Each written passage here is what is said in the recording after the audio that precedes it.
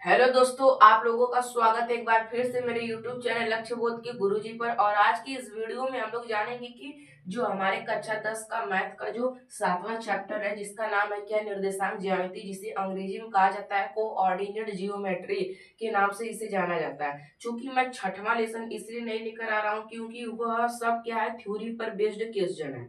वहां पर सारे थ्योरी बताए जाएंगे। तो मैं ऑलरेडी आपको बता चुका हूँ कि मैं एक ऐसा चैप्टर लेकर आऊंगा जिनमें 4 से 5 चैप्टर के जितने भी सिद्ध करने वाले प्रश्न होंगे उनमें मैं आपको बताऊंगा। उनसे बाहर एक भी प्रश्न आपको बोर्ड एग्जाम में नहीं देखने को मिलेंगे। तो जो जो चैप्टर मैंने आपको उसमें लाने के लिए कहा है, उस चैप्टर को मैंने इस आल फार्मूला में क्या किया है, सम्मिलित नहीं किया है, क्योंकि इसमें बहुत ही ज्यादा फार्मूला है।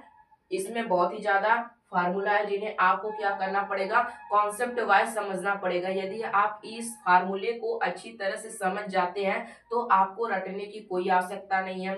आप क्वेश्चन को देखते ही आपके मन में क्या हो जाएगा, इसका जो फार्मूला होगा वो स्वयं से आपको याद हो जाएगा। इसको रटने की कोई आवश्यकता नहीं है। तो आज की इस वीडियो में हम लोग इसी के बारे में बात करेंगे, यानी जो हमारा निर्देशांक ज्यामिति जिसे अध्याय 7वां है, इसके अंतर्गत जितने फार्मूले हैं उनको पॉइंट टू पॉइंट बात करेंगे, एक एक चीजों को डिस्कस करेंगे। चलिए बिना किसी देर के वीडियो को शुरू करते हैं। यदि आप उससे पहले हमारे चैनल लक्ष्य बोध के गुरुजी पर नए हैं तो वीडियो को लाइक करना मत भूलिएगा और चैनल को जरूर से जरूर सब्सक्राइब कर दीजिएगा।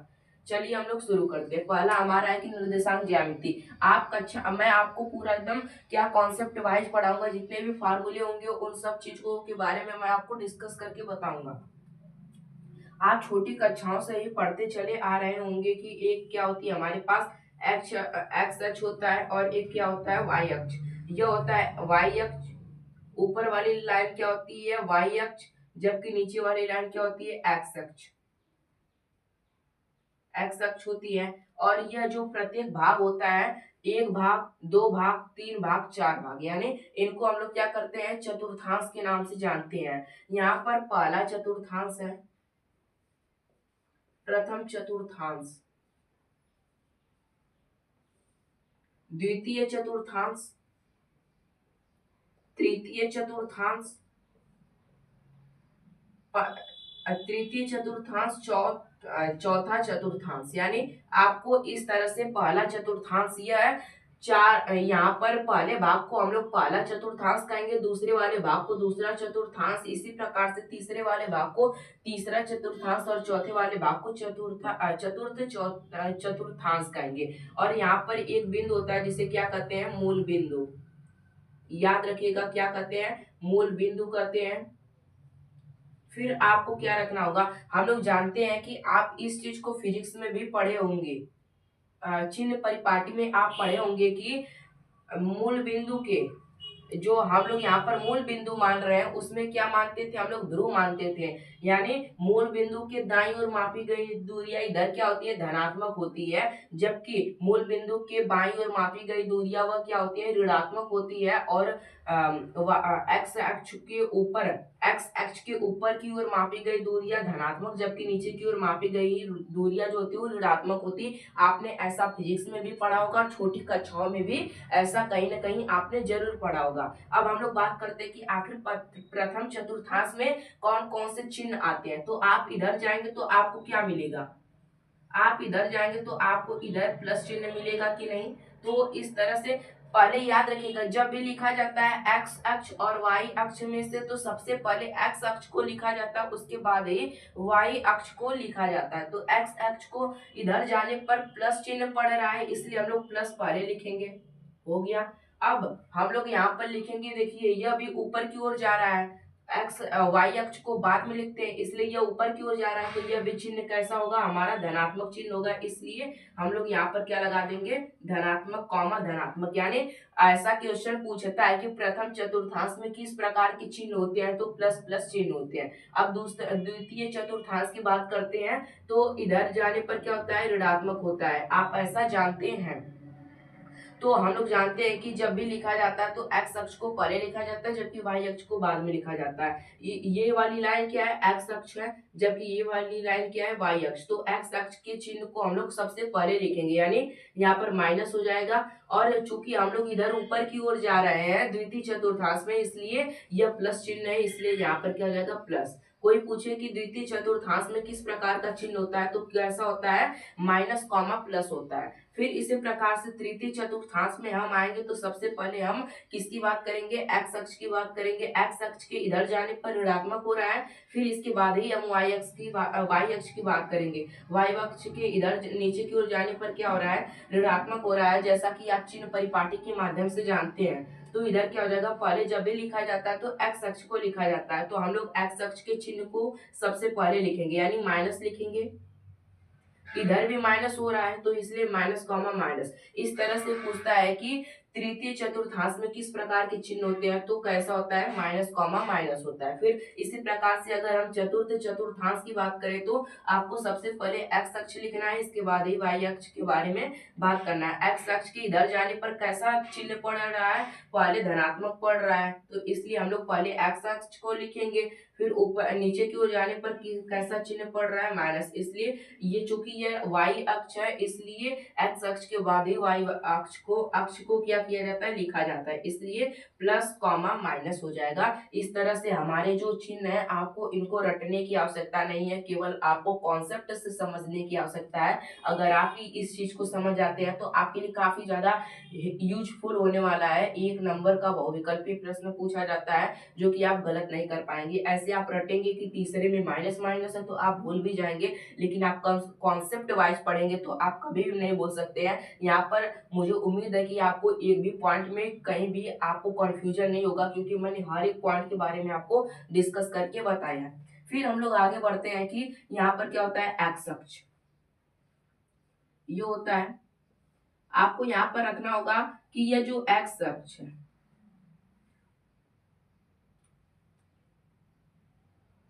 यहाँ पर मैं कोई उदाहरण ले रहा हूं, जैसे कि यहाँ पर मैंने ले लिया 3,4, 3,4 ले लिया।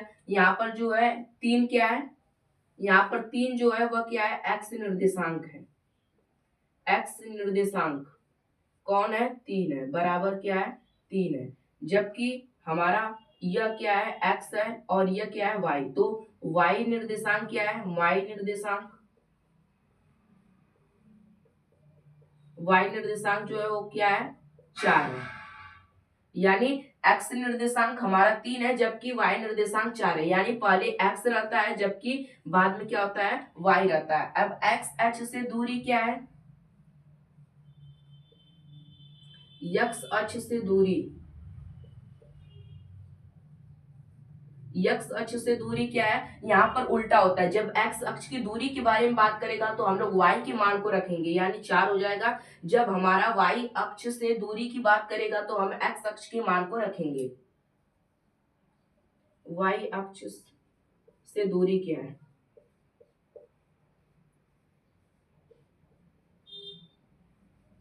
तीन मात्रक या फिर इकाई आप लिख सकते हैं,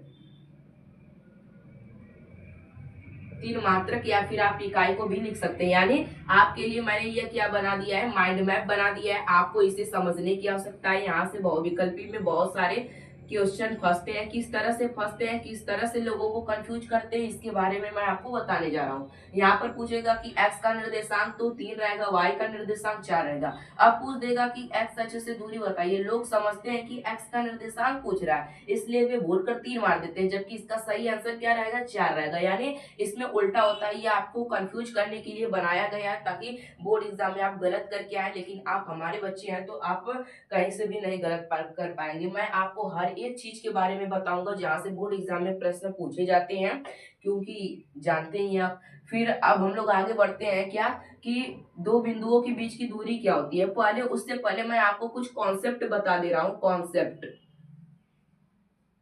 आखिर कॉन्सेप्ट वो है क्या। अगर मैं आपसे कहूं कि 3 - 4 का होल स्क्वायर, अब इसका मान क्या होगा, तो सबसे पहले आप क्या करेंगे, इसे घटाएंगे। 3 में से -4 जाएगा तो क्या करेंगे आप, -1 लेकर आएंगे। फिर इसका स्क्वायर करेंगे तो आंसर क्या आएगा 1।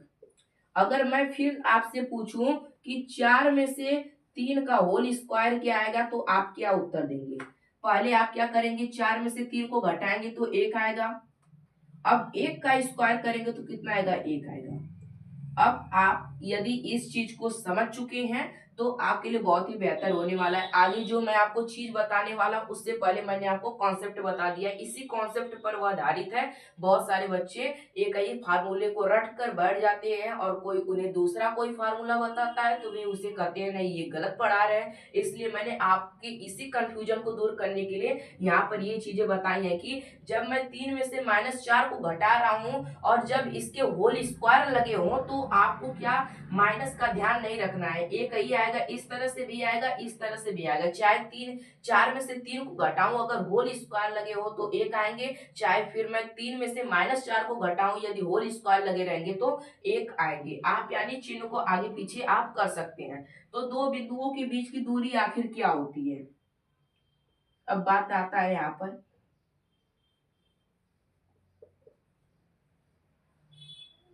दो बिंदुओं के बीच की दूरी।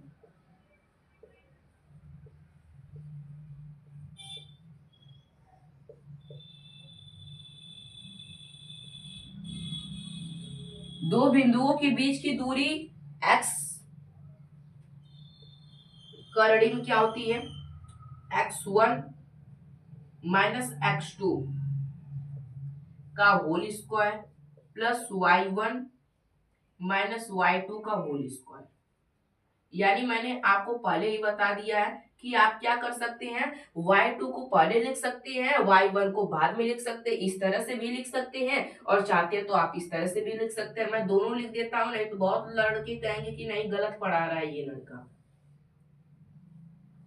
x2 -x1 इस तरह से भी हो सकता है। क्यों? क्योंकि मैंने आपको यहाँ पर पहले ही करके बता दिया है। फिर यहाँ पर y2 -y1। और आप याद रखिएगा जब भी दूरी निकालेंगे तो जो आंसर आएगा इसका यूनिट क्या होगा? मात्रक आएगा। मात्रक कहीं कहीं पर लिखा रहता है या फिर क्या आता है, ये आपको इकाई भी लिखी हुई दिखाई दे सकती है या फिर मात्रक, दोनों में से आपको एक चीजें लिखी हुई दिखाई देंगी जो कि दोनों सही है। फिर हम बात करते हैं कि किसके बारे में? मूल बिंदु से दूरी। मूल बिंदु से दूरी, आखिर मूल बिंदु से इसकी दूरी क्या होती है? मूल बिंदु से दूरी,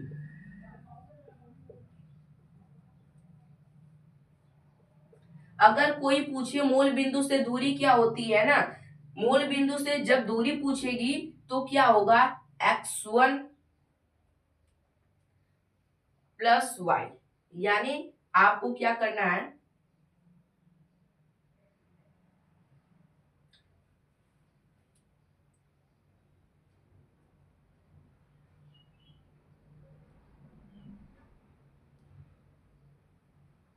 करड़ी में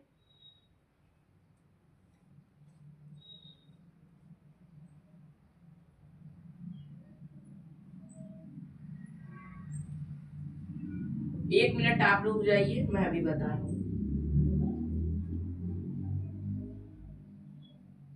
यानी हमारा जो इसका फार्मूला बनकर तैयार होगा वो होगा y² और x प्लस x²। यानी हमारा जो फार्मूला होगा वो यह बनकर तैयार होगा, मूल बिंदु से जो दूरी होती है वह कितनी होती है? करड़ी में x² प्लस y²। यानी यह फार्मूला होता है जबकि दो बिंदुओं के बीच की दूरी ये होती है या फिर ये, दोनों में से एक होता है। और मूल बिंदु से दूरी का फार्मूला ये होता है। इसके बराबर भी आपको क्या लगाना पड़ेगा? मात्रक लगाना पड़ेगा। मात्रक इसका क्या होता है? मात्रक ही होता है, या फिर आप इसकी जगह इकाई भी लिख सकते हैं, मैंने आपको पहले ही बता चुका है। अब मैं आपको बताऊंगा आखिर विभाजन बिंदु सूत्र क्या होता है। विभाजन बिंदु सूत्र, इससे पहले आप थोड़ा सा नोट करना चाहते हैं तो नोट कर लीजिए, फिर मैं बता रहा हूँ।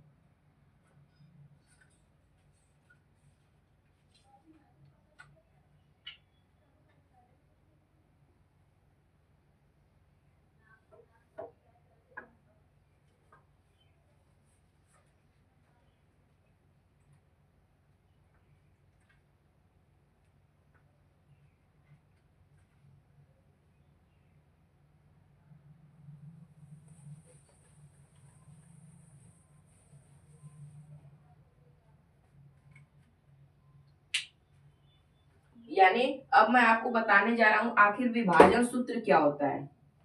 विभाजन सूत्र यह भी बहुत ही ज्यादा इंपॉर्टेंट है और हर साल पूछा जाता है, तो इसके फार्मूले को आप अच्छी तरह से समझ लीजिएगा।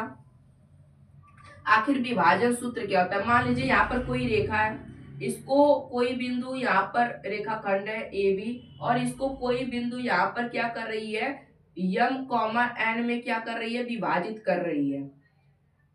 और इसका निर्देशांक कितना है, x1 कामा y1, और इसका निर्देशांक x2 कामा y2। इनका क्या है, क्रमशः निर्देशांक है, और इसका जो निर्देशांक है वो x कामा y है। अब हमें इसका फार्मूला आखिर क्या होगा, इसके बारे में बात करें तो आप ध्यान से देखिएगा कि इसका फार्मूला क्या होगा। पहले तो हमने रेखाखंड ए बी लिया, जिसे बिंदु सी जो है वह m अनुपाते n में क्या कर रही है, विभाजित कर रही है, और बिंदु ए का जो निर्देशांक है वो x1 कामा y1 है, जबकि बिंदु बी का निर्देशांक x2 कामा y2 है, और बिंदु सी का निर्देशांक x कामा y है। तो क्या हो जाएगा, x कामा y बराबर m x two plus n x one बटे में एम प्लस एन।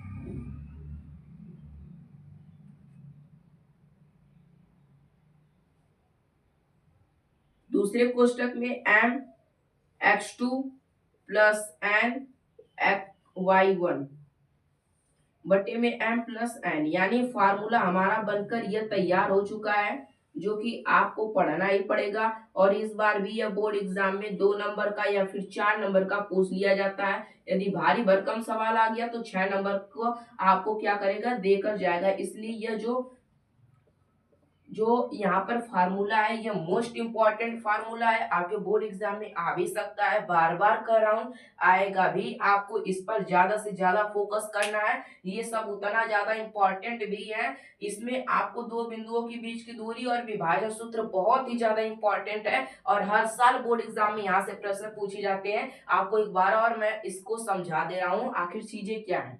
पहले हमने लिया एक क्या है, एक्स अक्ष वाई अक्ष, चतुर्थांश प्रत्येक भाग को कहते हैं, और कौन से चतुर्थांश में कौन सा चिन्ह रहेगा इसके बारे में भी मैंने आपको क्या किया है, एकदम पूरा अच्छी तरह से डिस्कस करके बता दिया है। अब हमने आगे बताया कि जो एक्स निर्देशांक होता है और वाई निर्देशांक के बारे में, एक्स अक्ष से दूरी वाई अक्ष से दूरी दोनों का क्या होता है, विपरीत होता है। और दो बिंदुओं के बीच की दूरी के बारे में भी मैंने आपको बता दिया कि फार्मूला ये हो सकता है या फिर ये। और जब भी आंसर आएगा तो आप उसके बगल में मात्रक या फिर यूनिट इकाई लिखेंगे तो ही आपका आंसर जो वो सही माना जाएगा। फिर हमारे पास है मूल बिंदु से दूरी। कभी कभी पूछ देता है कि 5,0 और 2,0 की मूल बिंदु से दूरी बताइए, तो वहां पर आपको ये फार्मूला का यूज करना पड़ेगा। फिर हमारे पास एक और फार्मूला आता है जिसका नाम क्या है, विभाजन सूत्र, जो कि बहुत ही ज्यादा इंपॉर्टेंट है। और मान लीजिए कि हमने यहाँ पर कोई रेखाखंड ए बी लिया, मैंने आपको ऑलरेडी समझा चुका है। फिर इसका जो हमने क्या किया,